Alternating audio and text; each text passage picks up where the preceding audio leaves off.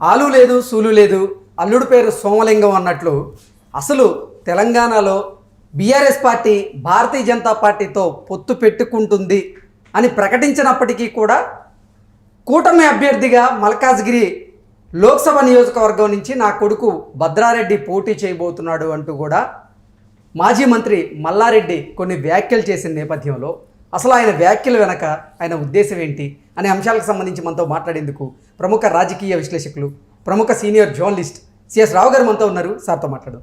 Sir hi sir. Hello Krishna. Sir ఆలు లేదు సూలు లేదు అల్లుడి పేరు సోమలింగం అన్నట్లుగా అసలు ఇక్కడ భారతీయ జనతా పార్టీ బీఆర్ఎస్తో పొత్తు పెట్టుకున్నది కూడా లేదు, కానీ పొత్తుకు పెట్టుకోబోతోంది. కూటమిలో భాగంగా మల్కాజ్గిరి లోక్సభ స్థానం నుంచి నా కొడుకు పోటీ చేయబోతున్నాడు అంటూ కూడా కొన్ని ఆసక్తికరమైనటువంటి కామెంట్స్ చేశారు నిన్న మాజీ మంత్రి మల్లారెడ్డి గారు. ఏంటి సార్ ఆయన వ్యాఖ్యల వెనక ఆయన ఉద్దేశం ఏంటి అంటే ఏం చెప్తారు? సో మల్లారెడ్డి ఇప్పుడు సోషల్ మీడియాలో ఒక హీరో. ఆయన సోషల్ మీడియాలో ట్రెండ్ అవుతున్నటువంటి ఒక ఆర్టిస్ట్ లాగా ఉన్నాడు మల్లారెడ్డి. ఎందుకంటే పూలమ్మిన కాలేజీలు కట్టినా ఉద్యోగాలు ఇచ్చినా అని చెప్పి చెప్తుంటాడు ఈయన. ఒక పాట కూడా వచ్చింది, ఆ పాట కూడా వచ్చింది, మీమ్స్ వచ్చినాయి, రకరకాలు వచ్చినాయి. సోషల్ మీడియాలో ఆయన ఫుల్ ట్రెండింగ్లో ఉన్నాడు. పవన్ కళ్యాణ్ చిరంజీవి కన్నా నేనే ట్రెండింగ్లో ఉన్నానని చెప్పి ఆయన చెప్తున్నాడు. నేనే పెద్ద సెలబ్రిటీ అని చెప్తున్నాడు. సో కాబట్టి ఆయన ఏం మాట్లాడినా కానీ ఒక పెద్ద న్యూసే.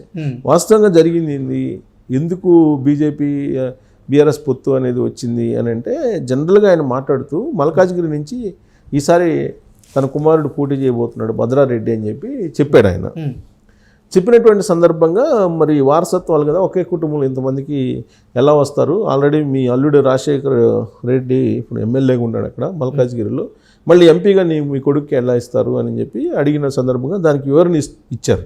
వివరణ ఇచ్చి ఏమి ఇచ్చారు? మా అల్లుడు కుటుంబం నా కుటుంబం వేరు ఒకే కుటుంబం అని చెప్పి మీరు అనుకోవడానికి లేదని చెప్పి తనదైనటువంటి స్టైల్లో ఒక వివరణ ఇచ్చేటువంటి ప్రయత్నం చేశారు. వాళ్ళ ఇంటి పేరు వేరు, మా ఇంటి పేరు వేరు. ఆయనేమో మేడ్చల్, ఈయనేమో మల్కాజ్గిరి ఎమ్మెల్యే అల్లుడు. ఇప్పుడేమో భద్రారెడ్డి ఆయన కుమారుడిని ఏమో మల్కాజ్గిరి ఎంపీగా పోటీ చేయించాలని చెప్పి అనుకుంటున్నారు. సో ఇక్కడ అసలు మల్కాజ్గిరి మీద ఎందుకు అంత అందరూ ఇంట్రెస్ట్గా ఉన్నారనేది ఒక పెద్ద అంశం వాస్తవంగా. ఎందుకంటే మల్కాజ్గిరి పైగా పిసిసి అధ్యక్షుడు రేవంత్ రెడ్డి ఇప్పుడు ముఖ్యమంత్రిగా ఉన్నాడు. ఆయనకి సంబంధించినటువంటి ఎంపీ కాన్స్టిట్యున్సీ అక్కడ.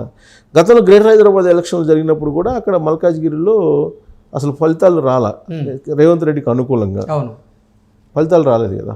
ఆడ కార్పొరేటర్లను గెలిపించుకోలేకపోయాడు ఆయన. సరే హైదరాబాద్ రంగారెడ్డి మహబూబ్ నగర్ ఎమ్మెల్సీ ఎన్నికల్లో ఏమైనా గెలిపించుకోగలిగాడంటే అది గెలిపించుకోలేకపోయాడు. అంత డిజాస్టర్లో ఉన్నటువంటి మల్కాజ్గిరి మీద హోప్స్ వీళ్ళందరికీ ఎందుకుంటున్నాయి. ప్లస్ అక్కడ కాంగ్రెస్ పార్టీ యాక్చువల్గా అయితే సిట్టింగ్ ఎంపీగా ముఖ్యమంత్రి ఉన్నాడు కాబట్టి రాజీనామా చేశాడు అనుకో. ఇప్పుడు ముఖ్యమంత్రి అయిన తర్వాత రాజీనామా చేశాడు అనుకో. ఆయన పార్లమెంటు స్థానం మీద వీళ్ళందరికీ ఎందుకు ఆశ పుట్టింది అంటే, రేవంత్ రెడ్డి మీద అంత వ్యతిరేకత ఉందా మల్కాజ్గిరిలో? అంత వ్యతిరేకత ఉందని చెప్పి గ్రహించే వీళ్ళందరూ అడుగుతున్నారా అని అంటే, ఇప్పుడు మల్కాజ్గిరి నుంచి ఎమ్మెల్యేగా రాజశేఖర రెడ్డి గెలిచారు కదా మల్కాజ్గిరి అంటే, రేవంత్ రెడ్డి మీద బాగా వ్యతిరేకత ఉంది. దాన్ని అనుకూలంగా మలుచుకునేదానికి ఇప్పుడు బీజేపీ కానీ లేదంటే బీఆర్ఎస్ పార్టీ కానీ రకరకాల ప్రయత్నాలు చేస్తుంది. దాంట్లో భాగంగా ఏంటంటే బీఆర్ఎస్కి ఎక్కువ ఛాన్సెస్ ఉన్నాయి మల్కాజ్గిరిలో అనేది ఒకటి వినిపిస్తుంది. దానికి ఎందుకు అలా ఈక్వేషన్ వినిపిస్తుంది అని అంటే, తెలుగుదేశం పార్టీ ఎక్కడైతే బలంగా ఉందో అక్కడ బీఆర్ఎస్ పార్టీ కూడా బలంగా ఉంటుంది. తెలుగుదేశం పార్టీ పూర్వపు ఓటు బ్యాంకు, తెలుగుదేశం పార్టీ పూర్వపు లీడర్లు బీఆర్ఎస్ పార్టీలో ఉన్నారు, 90% ఉన్నారు. ఇప్పుడు మల్కాజ్గిరిలో అసలు రేవంత్ రెడ్డి 2019 ఎన్నికల్లో గెలవడానికి కారణం ఏంటంటే, తెలుగుదేశం పార్టీ కాంగ్రెస్ పొత్తు ఉంటాం, లేదంటే రేవంత్ రెడ్డి గెలవడు. పొత్తున్నా కానీ చాలా స్వల్ప మెజార్టీతో ఆ రోజు ఆయన బయటపడ్డారు. ప్లస్ అక్కడ ఆల్రెడీ ఓడిపోతాడు అనుకున్నాడు కేసీఆర్, గెలుస్తాడు అనుకోవాలి, లేకపోతే కొంచెం కాన్సన్ట్రేషన్ చేసినంతే కనుక ఓడిపోయినవాడు రేవంత్ రెడ్డి. చాలా స్వల్ప మెజార్టీతోటి కొన్ని 100 ఓట్లతోటి ఆయన బయటపడ్డారు సో ఎంపీ స్థానంలో. సో కాబట్టి అక్కడ మల్కాజ్గిరిలో తెలుగుదేశం ఓట్ బ్యాంక్ ఎక్కువగా ఉంది. తెలుగుదేశం ఓట్ బ్యాంక్ అనేది ఎక్కువగా బీఆర్ఎస్ పార్టీకి అనుకూలంగా ఉంటుంది అనేది ఒక నానుడి, అంటే ఒక అంచనా. ఓకే, ఆ అంచనాకు తగ్గట్టుగా గ్రేటర్ హైదరాబాద్ ఎన్నికల్లో కూడా అలానే బీఆర్ఎస్ పార్టీ గెలిచింది. సో ఈ ఈక్వేషన్ అన్ని చూస్తే మల్కాజ్గిరి నుంచి కనుక పోటీ చేస్తే ఎక్కువగా స్థానికేతరుల ఓట్లు ఎక్కువ ఉన్నాయి అక్కడ. కాబట్టి వాళ్ళందరూ కూడా బీఆర్ఎస్ పార్టీకి ఓట్లు వేస్తారు అనేటువంటిది ఒక అంచనా. దానికి మల్కాజ్గిరి నుంచి పోటీ చేయించాలనేది మల్లారెడ్డి యొక్క ఆలోచన. సో దాన్ని చెప్తూ నా కుమారుడు అక్కడి నుంచి పోటీ చేస్తాడు అన్నప్పుడు అంటే ఆయన కూటమి అభ్యర్థిగా నా కుమారుడు బరిలో దిగుతాడని చెప్పాడు సార్. అవును చెప్పాడు. ఏ సందర్భంలో చెప్పాడు? ఇవన్నీ వివరిస్తున్నటువంటి సందర్భంగా ఒక విలేకరి అడిగాడు, బీఆర్ఎస్ పార్టీ బీజేపీ పొత్తు అంటే కదా, పొత్తులో బీజేపీకి వెళ్తుందంట కదా అని చెప్పేసి అడిగాడు. అడిగినప్పుడు పొత్తున్నా పొత్తు లేకపోయినా మా కుమారుడే అక్కడి నుంచి అభ్యర్థి, ఇది డిసైడ్ అని చెప్పి ఆయన స్టైల్లో ఆయన చెప్పాడు. సో దాంతో పొత్తు కన్ఫర్మ్ అని చెప్పేసి న్యూస్ బయటకు వచ్చేసింది.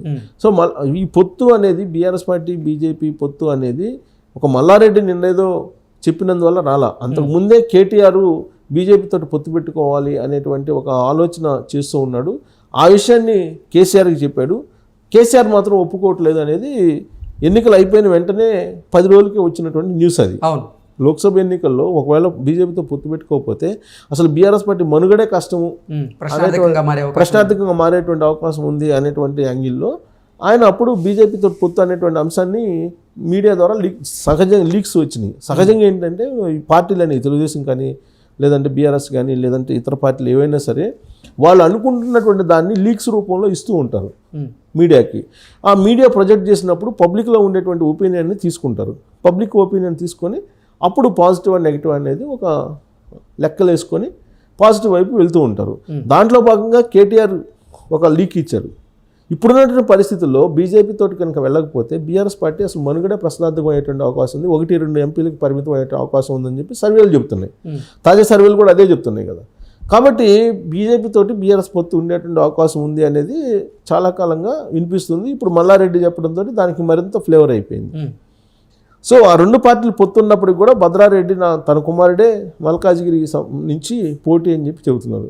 ఇన్ కేస్ ఆ 2 పార్టీలు పొత్తుంటే అసలు బీఆర్ఎస్ పార్టీలకి ఎన్ని ఇస్తారు? 17లో 1 ఎంఐఎం అంతే కదా. అసలు బీఆర్ఎస్ పార్టీకి ఎన్ని ఇస్తారు? 2-3 ఇస్తారేమో, లేదని 4 ఇస్తారు, 5 ఇస్తారు, 6 ఇస్తారు. వన్స్ బీజేపీతో పొత్తు పెట్టుకుంటే బలమైనటువంటి పార్టీ ఇక్కడ బీజేపీ, ప్లస్ సిట్టింగ్ ఎంపీలు ఉన్నారు, 4 సిట్టింగ్ ఎంపీలు ఉన్నారు. సో 4 సిట్టింగ్ ఎంపీలు ఉన్నప్పుడు నేను 2 డిజిట్స్ ఈసారి మేము గెలవాలనేది వాళ్ళ టార్గెట్. ఆల్రెడీ టార్గెట్ పెట్టుకుని వాళ్ళు ప్రచారం చేసుకుంటున్నారు. ప్రచారం చేసుకుంటున్నటువంటి వాళ్ళు 2 డిజిట్స్ ఎంపీలు కావాలంటే కనీసం 15 చోట్ల పోటీ చేయాలిగా, 10 రావాలంటే. లేదంటే 14 చోట్ల 12 చోట్ల పోటీ చేస్తేనే కదా 10 వచ్చేది. 10 చేసి 10 వస్తాయి అని చెప్పి అనుకోలేరు కదా. అంటే ఒక 12 అన్న పోటీ చేస్తారు, 12, 13 పోటీ చేస్తారు. 12, 13 పోటీ చేస్తే ఇంకెన్ని ఇస్తారు బీఆర్ఎస్ పార్టీకి? 1, 2, 3 అంతే కదా. దానికి ఒప్పుకుంటుందా బీఆర్ఎస్ పార్టీ అని అంటే? ఇప్పుడున్నటువంటి పరిస్థితుల్లో వీళ్ళకి ఒకవేళ ఆశ ఉన్నప్పటికీ పార్టీని కాపాడుకోవాలంటే బీజేపీతో కలిసి వెళ్ళాలని బీజేపీ నలిపేస్తుంది బీఆర్ఎస్ పార్టీని. బీఆర్ఎస్ పార్టీని క్లోజ్ చేసే అవకాశం ఉంది బీజేపీ. ఎట్టి పరిస్థితుల్లో తెలంగాణలో బీఆర్ఎస్ పార్టీని బతకనిచ్చేటువంటి అవకాశం లేదు బీజేపీ. కాబట్టి పొత్తు అనేది సాధ్యం కాకపోవచ్చు అని చెప్పి మనం అనుకోవచ్చు. Okay sir, thank you.